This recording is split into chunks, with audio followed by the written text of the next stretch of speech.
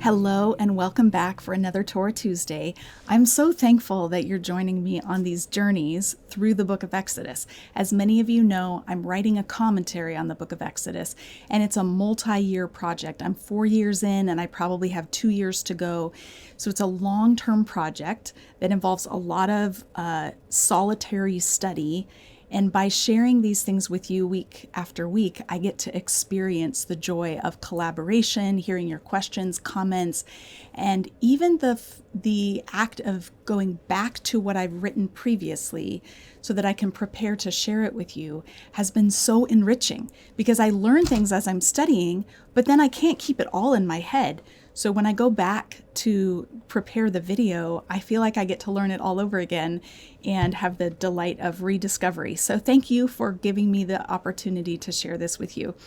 We're picking it up this week in Exodus 15, verses 7 through 12, continuing on in the Song of the Sea, the song the Israelites sang after God delivered them from Egypt. So if you haven't watched last week's video, you'll want to stop and go back and do that so that you can get the beginning of the song. Today, we're picking it up in verse 7. In your exaltation, you will demolish one who rises up against you. You will send your burning anger, and it will consume them like stubble. By the breath of your nostrils, the waters were piled up. They stood like the dam of a stream. The deeps congealed in the heart of the sea. The enemy said, I will pursue. I will overtake. I will divide plunder. I will fill my appetite. I will empty my sword. My hand will possess them. You blew with your breath. The sea covered them. They plunged like lead in the majestic waters. Who is like you among the gods, Yahweh? Who is like you, glorious in holiness, fearsome in praiseworthiness, who works wonders? You stretched out your right hand. The earth will swallow them. All right, now there's one aspect of Hebrew poetry we haven't talked about in a while, and that is there tends to be an alternation between different verb forms, so that sometimes the imperfect is used, which often is translated as future tense in English. Hebrew doesn't have tenses, it has aspects, so it's like the ongoing work versus completed work, which we often translate as past tense. I've tried to preserve that in my translation, and that produces some maybe unusual ways of talking about what just happened, because what we would expect is for them to sing that God demolished one who rose up against him, because that's what happened at the sea. But I've said, in your great exaltation, you will demolish one who rises up against you. So there's a poetic technique going on here where the poet will alternate between these different aspects as a way of achieving balance in the line. So we shouldn't put too much weight on whether it sounds like future tense or past tense in English. However, there is also a sense in which in this song, they're not just singing about what Yahweh did at the sea. They're also recognizing that what they saw at the sea creates a paradigm or opens up future possibilities for what Yahweh will continue to do. He is the kind of God who demolishes someone who rises up against him. We saw it at the sea, and we may see it again. And as this song unfolds, we'll see in next week's video that there are implications for the nations around that are watching what has happened, that they hear the reports of what God did to Pharaoh's army at the sea, and they tremble in fear. So it's not just a one-time event. It's something that has potential or possibility for future events. So here, the exaltation of Yahweh is gaon, which is the noun form of the verb we heard last week in verse 1. Ga'o, ga'a, you are truly exalted, or certainly exalted. Here it's the exaltation. In that great exaltation, here's how Yahweh will act. So Yahweh arose to meet the arrogant Pharaoh who had risen up against Yahweh. This is a different verb, kum, which may be an echo of the same verb used in chapter 1, verse 8, where a new Pharaoh arose who did not know Joseph, and therefore did not treat Joseph's descendants with kindness, now Yahweh is arising to meet that Pharaoh who rose up against him. So here the mention of stubble is important. This particular word for stubble is only used here. It's not used anywhere else in the Bible, but it reminds us of the stubble, using another word, that the Israelites had to scatter and gather to make bricks for Pharaoh. He refused to provide this chopped up bits of straw that are necessary for brick making. Stubble is something left over after the harvest. It burns very quickly. It's very flammable. And here that metaphor is being exploited because heat is a typical way of referring metaphorically to anger. This is not just true in Hebrew and in English. This is virtually universal. Cultures that use heat metaphors for anger, because we have this common physiological experience of when we're really mad, our faces feel hot. We have like blood rushes to our head. So here the burning anger is paired with nostrils, which is a very common association in Hebrew to describe God's anger. We see it in Exodus 32:12, in Numbers 25 verse 4, in Numbers 32 verse 14. One of the ways that the Bible likes to describe God is by saying that he's long of nose. So if anger is hot, then having a long nose means that the heat has time to cool down before it comes out. So it's a way of saying that God is slow to anger.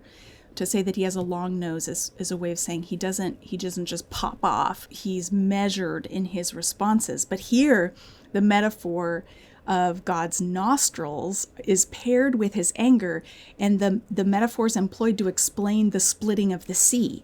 So the wind is not just like a natural wind, but it's a supernatural wind. It's the breath of God coming through his nostrils that makes the sea split.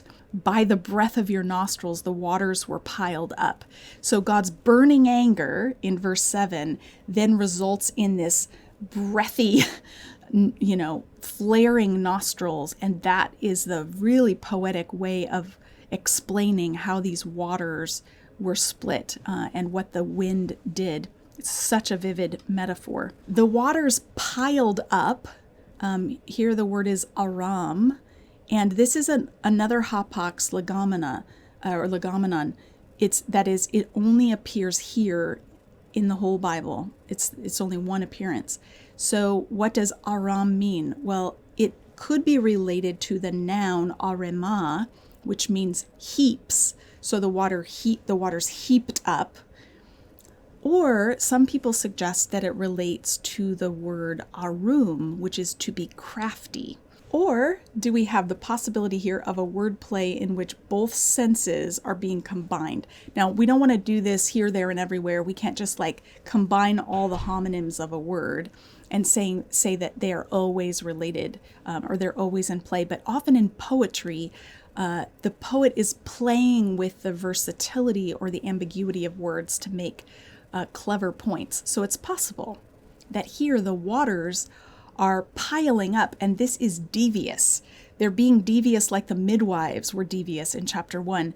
That is, they're participating in Pharaoh's demise by piling up or by being cunning. This is possible. Pharaoh was cunning in chapter 1, verse 10 and verse 22, and so his cunningness merits a cunning response on the part of the sea. The word congealed is also rare. It's the process of a liquid becoming solid. You could think of like Jell-O, which starts off liquid and then becomes more solid. In the Bible, we see this word in Job chapter 10, verse 10, when milk becomes curds, it congeals. And this is what it seemed like happened at the sea. The waters stood up like Jell-O. They congealed and didn't fall right away, and it gave time for the people to go through. Verse 9 gives us the words of the enemy, the words of the Egyptians as they pursue the Israelites. And their words are gruff and militaristic. It's almost like they're grunting, kind of one-word sentences in Hebrew. And It reminds me of Esau's grunting words in Genesis 25, verse 34, that he was famished and he wanted to eat. This kind of animal-like appetite. So here, their appetite is for death or re-enslavement. I will pursue. I will overtake. I will divide plunder. They say, I will fill my appetite. And we could say, I will satisfy my appetite. But I wanted you to see the contrast between filling and emptying. I will fill my appetite. I will empty my sword, which is probably referring to the taking a sword out of its sheath. I will empty the sheath of my sword. In any case, they come with these grand intentions, and all it takes is Yahweh's breath, the breath of his nostrils, to completely destroy them.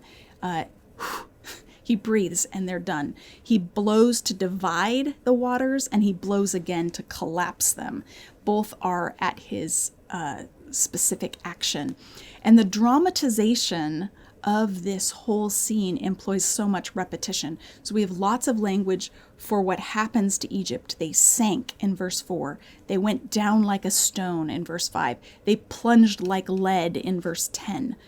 And Yahweh cast them in verse 1. He threw them in verse 4. He shattered them in verse 6. He demolished them and consumed them in verse 7.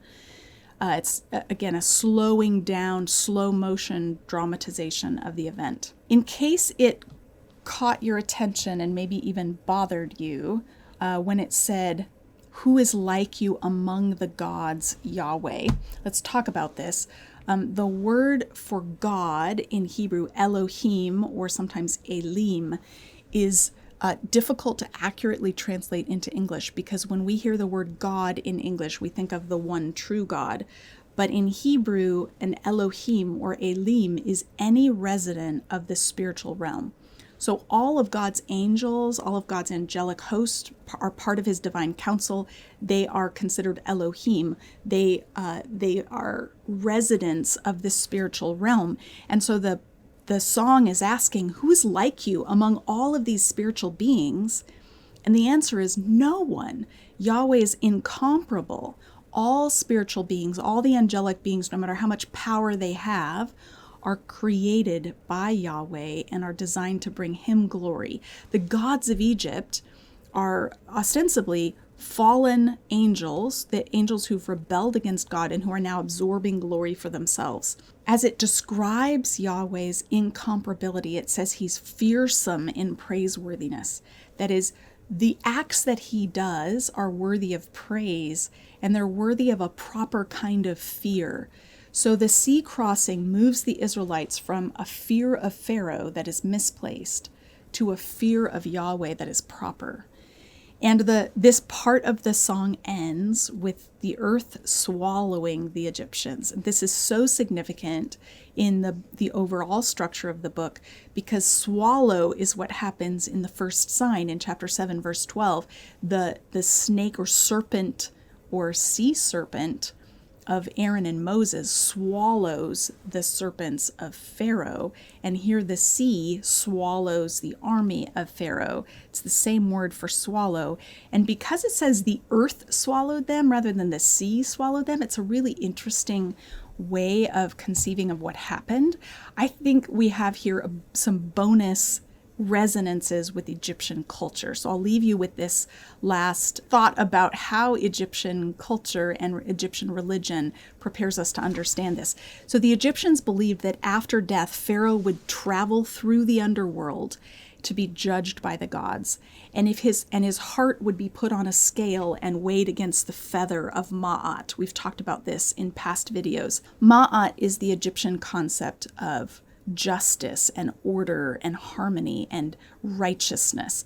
If the king's heart was found to be heavier than Ma'at, then he would be found guilty. He was guilty of injustice, and his heart would be swallowed by Amut or Amit, a composite being with a crocodile head.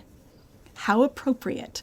So the sea serpent or the sea monster is swallowing Pharaoh's heart as it's weighed if he's guilty, and now the sea itself is swallowing Pharaoh's army.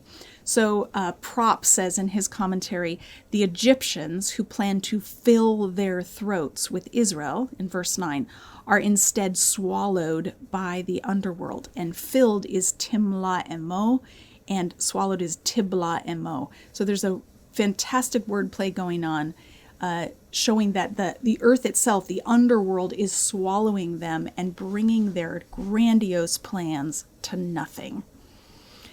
I hope you've enjoyed this. Join me again next week and we'll finish up this Song of the Sea. Have a great week.